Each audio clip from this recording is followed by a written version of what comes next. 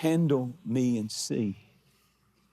Then he showed them the nail prints in his hands and his feet. And he said, I know that you thought it was over, and I know you thought that it was finished, but it's time for you to get a fresh revelation and handle me and see. And look at my hands. Look at my hands. And what he was saying was, look at my feet. Look at my hands and see what I can give you now, presently. Not what I've done in the past. You saw these hands heal lepers, raise the dead, be laid on people with fevers and diseases and sicknesses, and they were healed instantly. But now, post-crucifixion, I want you to look at these same hands, and just when you think you've seen it all, look at my hands and look at what I can give you. And look at my feet and see where I can take you.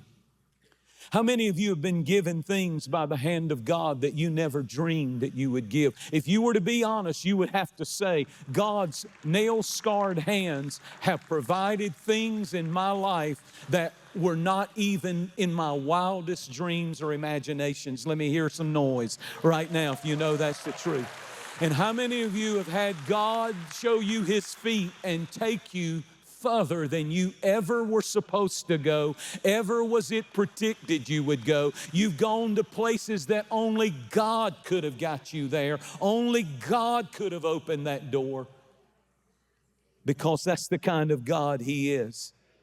See, the only way that we can accept the challenge that Jesus offers us is He stands here. See it in your mind, in your eye of faith this morning. The Master standing here saying, look at my hands. I have things that you can't even imagine. I have things that I want to give you, and I want to bless you and your family with. My hand is a blessing hand, and you've not seen the best yet. What I'm preaching today is you've not seen God's best yet.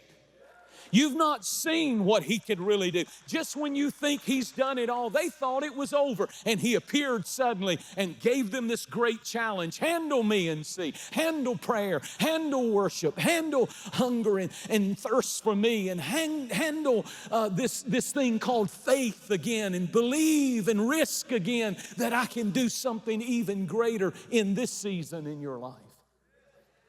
The one risk that this church runs, as God has done so much for us, is to get comfortable and get to a place that we think that because God's been so good, that we become satisfied and not continually handle Him and see through prayer, through seeking Him, through being passionate about Him, see His hands again and know there's more He wants to give us.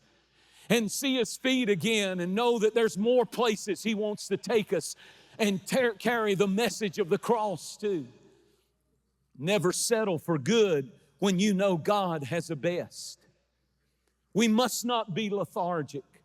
We must not ever cease from handling Him and it becoming more than just going to church now that we've got our lives straightened out. Revelation chapter 3, He warns that the end-time church would have a curse on them. And this is what it sounds like. They will say, I am rich and increase with goods and have need of nothing. But that's not going to be this church. We're going to continually handle Him and see. We're going to look at His hands and see He still has good things that He wants to give us and our children and our children's children. And we're going to look at His feet and realize that when I put my hands in my life in God's hands, He can take me anywhere.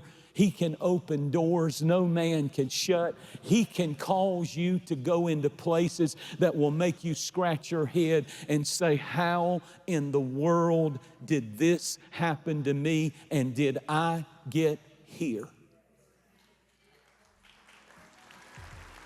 Handle me and see. Thank you so much for watching. Make sure that you subscribe to our channel so that you can get notifications on new posts and live streams. Be sure to share this video with a friend. You never know how you can send the Word of God right when somebody needs to hear it. And you can use your social influence for good, for the glory of God. Thanks again. Share it with a friend, and I really appreciate you watching. We'll see you next time.